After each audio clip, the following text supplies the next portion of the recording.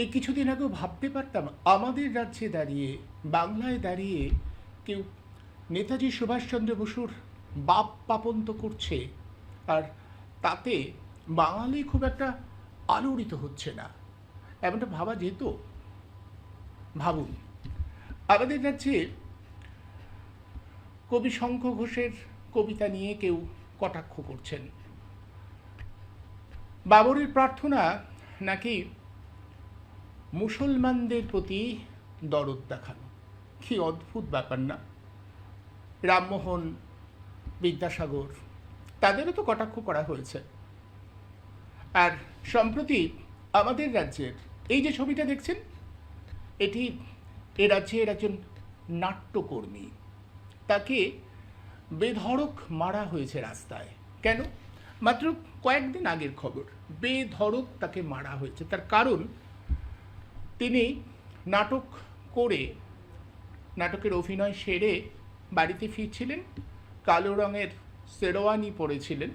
আমরা যে জানতে পারছি, তারপরে তাকে ধরে বেধড়ক মারা হয় এই কারণে যে তার কাছে জিজ্ঞাসা করা হয় তার ধর্ম পরিচয়। তিনি বলেন, কেন হঠাৎ করে আমি আমার ধর্ম পরিচয় বলতে যাব? একদল জড়ো হয়ে যায়, তাকে ঘিরে ধরে, বলে, বল তোর ধর্ম পরিচয় কি? সে বলে, কেন আমি রাস্তায় বেরিয়ে আপনাদেরকে আমার ধর্ম পরিচয় বলবো? এবং তারপরেই এই নাট্যকর্মী শুভঙ্কর দাস শর্মায়ের নাম, এর উপরে আক্রমণ নেমে আসে। মারতে মারতে রীতিমতো রক্তাক্ত করা হয় শুভঙ্করকে। তারপরে তাকে রাস্তায় ফেলে রেখে দুষ্কৃতীরা চলে যায়। কেউ হাসপাতালে নিয়ে যায়, মুচলেকা দিতে বাধ্য করা হয় বলে এই শুভঙ্কর নিজের স্বীকারোক্তিতে জানিয়েছে যে আমি বিজেপি করব, আর কোনো দল করব না। এই মর্মে তাকে একটা মুচলেকা দিতে বাধ্য করা হয়। এটা হচ্ছে আমাদের রাজ্যের পরিস্থিতি। ভাবুন, একাডেমি অফ ফাইন আর্টস, সেখানে গিয়ে কেউ গেরুয়া রং করে দিচ্ছেন, আচমকাই ঢুকে পড়ে গেরুয়া রং করে দিচ্ছেন। আচ্ছা, গেরুয়া রং করে দিলে হিন্দুত্ববাদের প্রতি বিশ্বাস, ভালোবাসা বেশি করে প্রকাশ হয়? আমি জানি না এভাবে ধর্মের প্রকাশ বা ধর্মের প্রতি ভালোবাসা প্রকাশিত হয় কি না, আমরা জানি না। ফলত চারপাশটা এভাবেই পাল্টে যাচ্ছে। আমরা অবাক হয়ে ভাবছি, কোন বাংলা? আমরা তো কত কিছু শুনেছিলাম, আইনের শাসন। সত্যি তাই, আইনের শাসন প্রতিষ্ঠা হলে নেতাজিকে যা খুশি তাই বলা যায়, আর অন্য কেউ কেন? এ রাজ্যের শাসক দলের, বর্তমান শাসক দলের যিনি রাজ্য সভাপতি, তিনিই তো পরোক্ষে নেতাজিকে গুন্ডা বলে অভিহিত করলেন। এরপরে আর কিছু লাগে? এরপরে বিভিন্ন জনের মতো করে লেগে পড়লেন নেতাজির সুখ্যাতি করতে, কোট আনকোট সুখ্যাতি করবার কাজে। আর তারপর জায়গায় জায়গায় নাট্যকর্মীরা, ধর্ম নিরপেক্ষতার কোনো জায়গা নেই। ধর্ম নিরপেক্ষতা নিয়ে কোনো কথা বলা যাবে না। ধর্ম নিরপেক্ষতা আবার কি? সেকুলার, সেকু, মাকু, এগুলো এখন খুব পরিচিত গালাগালির প্রতিশব্দ। এগুলো আসলে এক ধরনের গালাগালি, এভাবেই চলবে। এগুলোর নিরিখে আমাদের মূল্যায়ন করতে হবে আমরা কতটা এগোচ্ছি।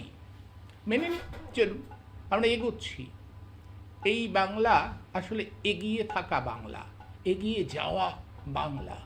আমাদের আমাদের প্রধানমন্ত্রীর সাথে সুরে সুর মিলিয়ে বলতে হবে, পরিবর্তন ভালো লাগছে। হ্যাঁ, আমাদের পরিবর্তন ভালো লাগছে। এই সব দৃশ্য দেখে একের পর এই সমস্ত ঘটনাগুলো ঘটে যাবার পরেও আমাদের বলতে হবে, পরিবর্তন আমাদের ভালো লাগছে। আসলে এই বিষয়টার উপরে একটু আলোচনা করি। কোন বাংলা? কোথায় চলেছি আমরা? সবাই চুপ, সেভাবে শোরগোল পড়ছে না, কোথাও কোনো প্রতিবাদের ভাষা নেই। নাট্যকর্মীদের উপরে আক্রমণ হবে, স্বাধীন চিন্তা ভাবনার উপরে আক্রমণ হবে। আবার আবার দেখুন কি আশ্চর্য, ঘটা করে তসলিমা নাসরিনকে নিয়ে সেখানে দেখানো হবে মুক্ত চিন্তা। আমরা কত মুক্ত চিন্তার পক্ষে, তসলিমা নাসরিনকে নিয়ে এসে সেটা দেখানো হবে, বোঝানো হবে। দেখুন, আগের সরকার সব সরকার দরজা বন্ধ করে দিয়েছিলেন এই মুক্ত মনা উদার পন্থী চিন্তাভাবনার সঙ্গে থাকা তসলিমা নাসরিনের জন্য, আর আমরা দরজা খুলে দিয়েছি। এখন কোথাও যেটা বলা হবে না সেটা হচ্ছে তসলিমার জন্য আমরা দরজা খুলেছি ঠিকই, কিন্তু এই কারণে যে তসলিমা নাসরিন মৌলবাদের বিরোধিতা মানে শুধু মুসলিম মৌলবাদ বিরোধিতা বোঝেন, তার বাইরে যে মৌলবাদ আছে সেটা তিনি আর দেখতে পান না। বয়স হয়েছে, চোখের পাওয়ার কমে গেছে, সুদূর প্রসারী দৃষ্টিভঙ্গি আর আসবে কোথা থেকে? আর বিশেষ করে শাসক যখন তার সঙ্গে রয়েছেন, শাসক যেভাবে বলছেন তাকে তো সেভাবেই বলতে হবে। তার সঙ্গে পো ধরেছেন তার কিছু সহচরী। আহা, মুক্ত উদার বাংলা, এভাবেই আমরা মুক্ত উদার বাংলাকে দেখতে শিখছি। আসুন এই বাংলার চেহারাটা কোন দিকে যাচ্ছে একটু বোঝবার চেষ্টা করি। এই মুহূর্তে এটার উপরেই একটু আলোকপাত করব। এই মুহূর্তে আমার সঙ্গে রয়েছেন দীর্ঘদিনের সাংবাদিক রূপম চট্টোপাধ্যায়, এবং আমার সঙ্গে আজ কথা বলবার জন্য যাকে আমি আমন্ত্রণ জানিয়েছি, অভিনয় জগতে খুব পরিচিত মুখ অমিত দাস। অমিত আমার এক সময়কার সহকর্মী, এখন অভিনয় যথেষ্ট সুনামের সঙ্গে অভিনয় করছে অমিত বিভিন্ন চলচ্চিত্রে, এবং অমিত নিজে একজন নাট্যকর্মী, ওর একটা নাটকের দল আছে। এর আগে সরকার যখন ছিল তখনও অমিতরা আর কি নাটক করবার জন্য আক্রান্ত হয়েছিল, আমি সেটা নিয়েও অনুষ্ঠান করেছিলাম। আর আজ আবারও কোথাও ছাড় নেই, যারা স্বাধীন শিল্পকর্ম করতে চাইবেন তাদের উপরে বারবার আক্রমণ এভাবেই নেমে আসে।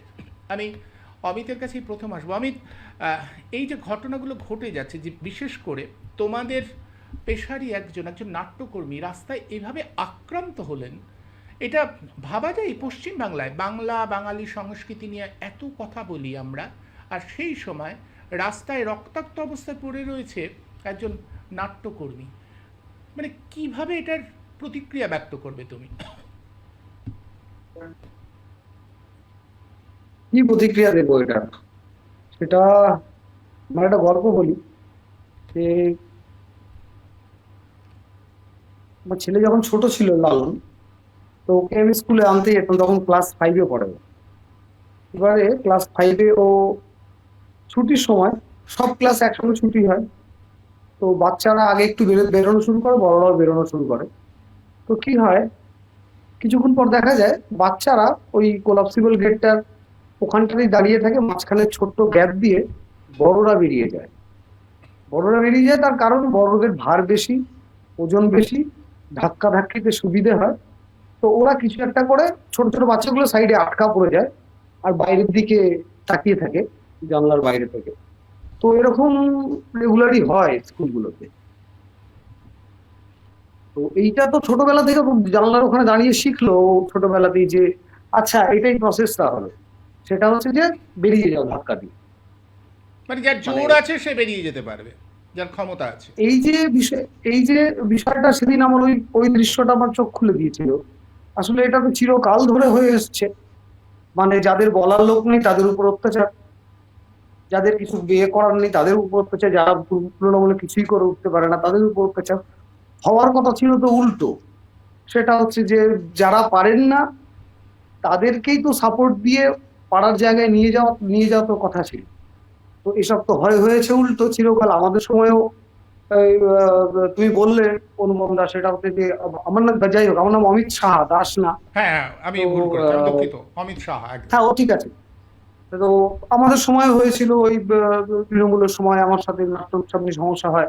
তারপর তো ওরা তো বুঝতে পারেনি যে কোথায় সমস্যাটা হয়েছে, তারপর তো গোটা একদম সাংস্কৃতিক মন্ডল থেকে শুরু করে আমাদের বন্ধু বান্ধব, অমিত সাহাও, হ্যাঁ, তো সবাই মিলে বললো। এবং শুভঙ্কর এই ব্যাপারটা, বাট এটা হচ্ছে গাজুয়ারি করছে, এবং শুভঙ্কর এফআইআরও করেছে। শুভঙ্কর আমার বন্ধু, আমরা একসাথে দীর্ঘদিন কাজ করেছি, এবং আমরা প্রয়োজনে আমরা সবাই মিলে থানায় যাব, গিয়ে কথা বলবো ওখানকার লোকজনের সাথে। প্রথমে শুভঙ্কর বলেছিল যে বিষয়টা ও মিটিয়ে নেবে, ও যাদের সাথে মারামারি হয়েছে তাদের অনেককেই হয়তো চাইলে চিনতে পারবে এলাকা থেকে একটু দূরে। তো ফাইনালি সেটা হয়নি, ও থানায় গিয়ে কথা বলেছে। আমরাও যাবো ওর সাথে, আমার বন্ধু বান্ধব, আমাদের গোটা নাটকের টিম যত আছে, ওর বন্ধু বান্ধব এতদিন ধরে যাদের সাথে ও কাজ করেছে, সবাই মিলে যাবো, আমরা গিয়ে থানার সাথে কথা বলবো, উপযুক্ত যেন ব্যবস্থা হবে সেটা দেখবো, চেষ্টা করবো একদম পরিষ্কার। অমিত, আমাকে একটা জিনিস বলো, একটা নতুন সরকার এসেছে, প্রশাসনের মাথায় যিনি বসেছেন তিনি বারবার করে এই প্রতিশ্রুতি দিয়েছিলেন যে এবার আইনের শাসন প্রতিষ্ঠা হবে। তুমি বলছো এর আগেও তোমরা আক্রান্ত হয়েছো, আমি সেটা নিয়ে অনুষ্ঠানও করেছি, এর আগেও তোমরা নাটক করতে ওরকম গিয়ে সব আক্রান্ত। সব সব হ্যাঁ, সব সবসময় সরকারি হয়। কিন্তু আসে এরকম। প্রশাসনের কাছে কি প্রত্যাশা তোমাদের, যে এই যে একাডেমি অফ ফাইন্যান্সের রংটা গেরুয়া করে দেওয়া হচ্ছে সব জায়গাতে, এই যে ঘটছে, তোমরা নাট্যকর্মী হিসেবে, শিল্পী হিসেবে তোমাদের কি প্রত্যাশা, কি আবেদন করতে চাইবে নতুন সরকারের কাছে? ও প্রত্যেক সরকারই নতুন, সে পুরনো হয়ে যাবে, নতুন সরকার আসে, তো এইটা তো চলে, এটা একটা স্বাভাবিক প্রক্রিয়া যে একজন যাবে আর একজন আসবে। কিন্তু এটা তো অস্বাভাবিক না যে নতুন সরকার এসে, যে কথাগুলো বলছিলাম আসলে, যার ক্ষমতা যত বেশি তাকে তো সে সবচেয়ে বেশি কেয়ারিং হবে। সবচেয়ে বেশি ক্ষমতা হচ্ছে যারা সরকারে থাকেন, যারা দেশের মাথা, তাদের কাছে সবচেয়ে বেশি ক্ষমতা, তারাই তো সবচেয়ে কেয়ারিং হবেন, এটাই তো ডিমান্ড। আর কেয়ারিং না হলে চেঁচামেচি করবো। মানে আমি মানে এভাবে বলছি আর কি বিষয়টা, মানে আমি খুব সহজ এভাবে বুঝি, তাদেরকে এটা দেখতে হবে বিষয়টা, এবং সবাই সবার কথা বলার সুযোগ পাবে, কথা শুনতে হবে, তো শোনাটাই তো এখন মুশকিল হয়ে গেছে। মানে শুনি কম, আমরা প্রত্যেকেই কালচারালি শুনি কম, এখন শুনছি কম, বলছি বেশি। তো শুনতে হবে, তো ওনাদের তো দায়িত্ব আরো অনেক বেশি, যারা সামলাচ্ছেন চারদিকটা। আমরা তো তাদেরকেও তো, আমাদের নিজেদের জীবন চালানোর সাথে সাথে তাদেরও তো আমরা সাহায্য করছি, সমাজের তো আমরা পার্ট একটা, আমরা তো সমাজকে হেল্প করছি, সমাজের থেকে হেল্প নিচ্ছি। তো সেটা তারা দেখবেন না, এই সমস্ত মানুষগুলোকে, যারা একটা থিয়েটার, একটা এই মুহূর্তে একটা মাইনরিটি আর্ট ফর্ম, যার একটা ইতিহাস আছে, তার একটা ভূগোল আছে, অনেক কিছু আছে, দিন ধরে চলছে, তার বিভিন্ন ধারা আছে, এইগুলোর প্রতি তো সংবেদনশীল সরকার হবেন আমরা চাইবো। বেশ, তুমি এই আরেকটু মানে আমার। এই আর কি হ্যাঁ, কথা। আমি আসবো, আরেকটু আসবো তোমার কাছে, আমি একটু রূপমদার কাছে আসি। রূপমদা, শুনলে অমিত বলল যে অমিত খুব নিরাসক্ত, মানে অমিতের বক্তব্য কিন্তু খুব নিরাসক্ত, যার মানে এটা বোধহয় আমরা অভ্যাসে রপ্ত করে ফেলেছি, শাসক যে শাসকই হোক না কেন, যে রঙেরই হোক না কেন, তারা এভাবেই ভাবতে অভ্যস্ত। উদাহরণটা দিল অমিত খুব তাৎপর্যপূর্ণ, যে বাচ্চাগুলো দাঁড়িয়ে থাকবে, ছোট ইয়ে দিয়ে গলে যাবে অভিভাবকরা, তাদের শরীরটা বড়, তাদের ক্ষমতা বেশি, ফলে তারাই তো আগে চলে যাবে। এই যে সংস্কৃতিটা, এই যে ভাবনাটা সর্বত্র ছড়িয়ে পড়ছে, কোথাও মনে হচ্ছে না যে শাসকের এখন এই দৃষ্টিভঙ্গিটা বদলানো আদৌ কি সম্ভব না? তাহলে কি নিয়ে আমরা গণতন্ত্র বলবো, কি নিয়ে আইনের শাসন প্রতিষ্ঠা করব? চারপাশে যা হচ্ছে, বাঙালি কৃষ্টি সংস্কৃতি সব কিছুই তো একটু একটু করে মানে আরও বেশি অধঃপতনের দিকে যাচ্ছে। হ্যাঁ, মানে যারা ক্ষমতাশালী, ভারতবর্ষে এই মুহূর্তে সবচেয়ে ক্ষমতার কেন্দ্রবিন্দুতে আছে শাসক এবং কর্পোরেট। এক শাসক, এখানে কোথাও সিঙ্গেল ইঞ্জিন হোক, ডবল ইঞ্জিন হোক, মূলত ডবল ইঞ্জিন তাদের রমরমা থেকে বেশি, দিল্লিতেও তারা, রাজ্যেও তারা। আর হচ্ছে কর্পোরেট সংস্থাগুলো, যারা মানুষকে দোবেলা লুটে পুটে দিচ্ছে। তো শুধু মানুষকে শোষণ করছে, শ্রমিকদের শোষণ করছে তা নয়, তারই সাথে প্রকৃতি পরিবেশকেও তারা ধ্বংস করছে তাদের মুনাফার লক্ষ্য হিসেবে। তারা গোটা দেশের সম্পদ লুট করছে। এবং সরকার যে থাকে, সরকারের উচিত তাকে বাধা দেয়া, দেশের স্বার্থে, মানুষের স্বার্থে, সমাজের স্বার্থে প্রকৃতি এবং পরিবেশকে রক্ষা করা। সেটা যেমন নেই, তেমনি সামাজিকভাবে, সাধারণভাবে মানুষের কথা বলার অধিকার, তার নিজস্ব সংস্কৃতি চর্চার অধিকার, ধর্মীয় যে আইডেন্টিটি, ধর্মীয় সত্তা, সেটা পালনের অধিকার। এবং ভারতবর্ষ একটি ধর্মনিরপেক্ষ দেশ এখনো পর্যন্ত। তারা সংবিধান থেকে এটাকে বাদ দেওয়ার চেষ্টা করছেন, তারা এটাকে হিন্দুত্ববাদী রাষ্ট্র হিসেবে ভারতবর্ষকে নিয়ে যেতে চাইছেন। এবং আমরা দেখতে পাচ্ছি যে কলেজ, বিশ্ববিদ্যালয়, হাসপাতাল, পরিকাঠামো ইত্যাদি নির্মাণের কর্মসংস্থান, এগুলো নির্মাণের চাইতেও হিন্দুত্বের যে নির্মাণ, এই হিন্দুত্বের নির্মাণের দিকেই এই সরকারের ঝোঁক। সম্প্রতি তসলিমাকে নিয়ে আসা হয়েছিল এই কথাগুলো বলবার জন্য। এবং তসলিমা একজন সুলেখিকা, তিনি যথেষ্ট খ্যাতি আছে তার লেখার। তার একটা বই বেরোলে 30টা অনুবাদ বেরোয় সারা পৃথিবী জুড়ে, 30টি ভাষায় অনুবাদ বেরোয়। সেই মহিলা বলে বসলেন যে একটি ধর্মের বিরুদ্ধেই তিনি কথা বলবেন, কারণ রামমোহন বিদ্যাসাগরও একটি ধর্মের বিরুদ্ধেই কথা বলেছিলেন। এটা হচ্ছে হিন্দু ধর্মের কুসংস্কার, হিন্দু ধর্মের যে আগ্রাসী চরিত্র, তার বিরুদ্ধেই কথা বলেছিলেন। অন্য ধর্ম নিয়ে তো কোনো কথা বলেননি।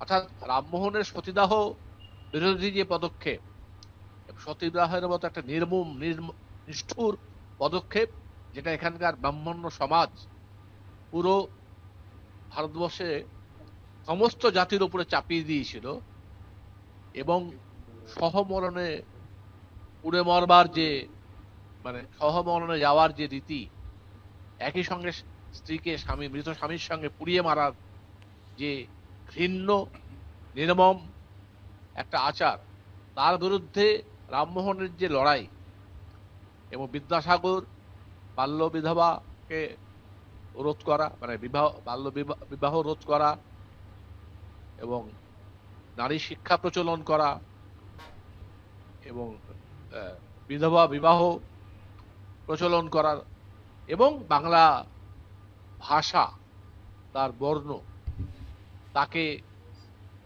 নতুন করে নির্মাণ, যুগোপযোগী করা, তার ব্যাকরণ তৈরি করা, এই গোটা ব্যাপারটাতে তিনি সারা জীবন সময় দিয়েছেন, কাজ করেছেন।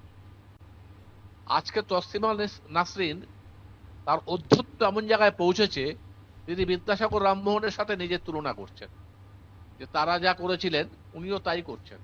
উনি ইসলাম মৌলবাদের বিরুদ্ধে কথা বলবেন, কিন্তু কেন গৌরী লঙ্কেশকে খুন করা হয়, কেন স্ট্যান স্বামীকে খুন করা হয়, কেন নরেন্দ্র দাভোলকরকে খুন করা হয়, কেন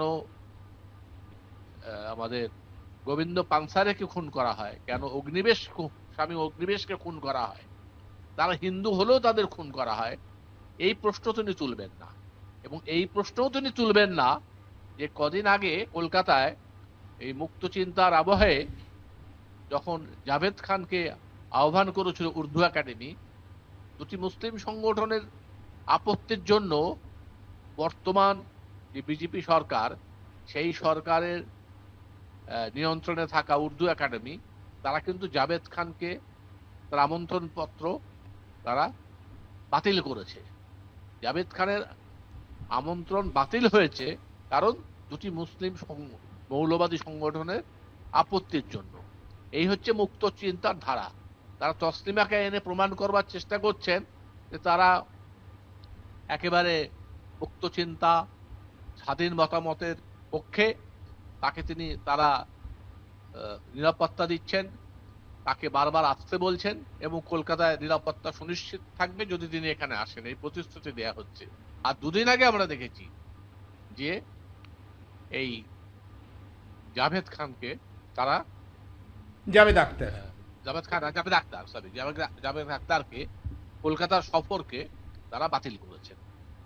তাহলে এই যে দ্বিমুখী নীতি, এই যে দুরকম ভাবে চলা, এই যে আমার পক্ষে যদি সন্ত্রাসবাদীরা, আমার পক্ষে যদি ধর্মীয় মৌলবাদ থাকে, কথা বলে, তাহলে যেহেতু উনি ইসলাম মৌলবাদের বিরুদ্ধে এবং হিন্দু মৌলবাদের পক্ষে, হিন্দুত্ববাদী যে মৌলবাদ তার পক্ষে,